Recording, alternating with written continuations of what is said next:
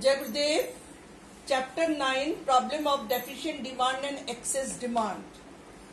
Today we will learn basic concept of the excess and deficient demand. First is AD equal to AS.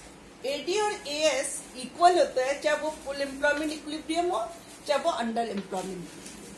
Full employment उसको कहते हैं when resources fully utilized in the economy. AD is equal to AS.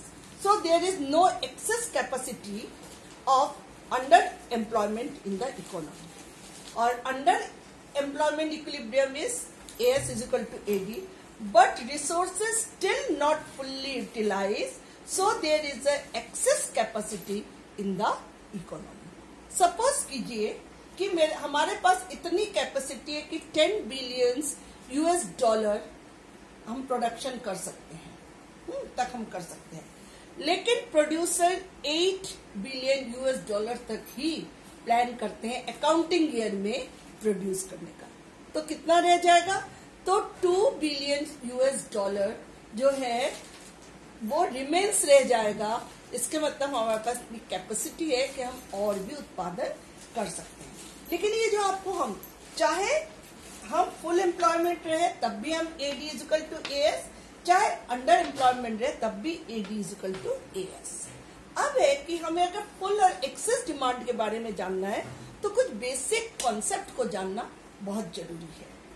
वो क्या है basic concept? Suppose कीजिए कि basic concept सबसे पहले है voluntary and involuntary unemployment. Voluntary unemployment वो होता है जहां पे स्वेच्छा से आप बेरोजगार हैं, आपकी इच्छा ही नहीं करता काम करने का, चाहे वो वेजेस हो चाहे कुछ, सब आपके मन मुताबिक है, फिर भी आप काम करने के इच्छुक नहीं हो.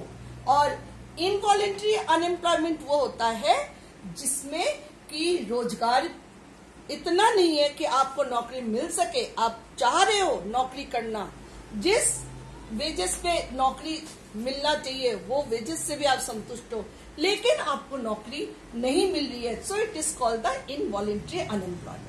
वॉलेंट्री अनएम्प्लॉयमेंट ये स्वेच्छा से, ये अनिच्छा से, इच्छा नहीं है फिर भी हमें रोजगार न होने के कारण हम बेरोजगार हैं.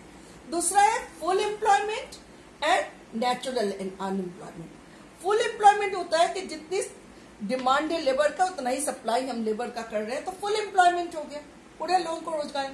और नेचुरल अनएम्प्लॉयमेंट होता है कि जब बंदा नौकरी एक जगह से दूसरी जगह की कोशिश कर रहा है लेकिन उस बीच जो वो खाली है, that is called the natural unemployment.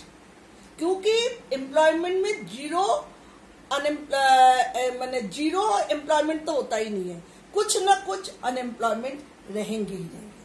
Third is a frictional unemployment and structural unemployment. Frictional unemployment उसे कहते हैं गार्डिनर के अनुसार, frictional unemployment it is unemployment associated with the changing the job in a dynamic economy. इसके causes क्या है?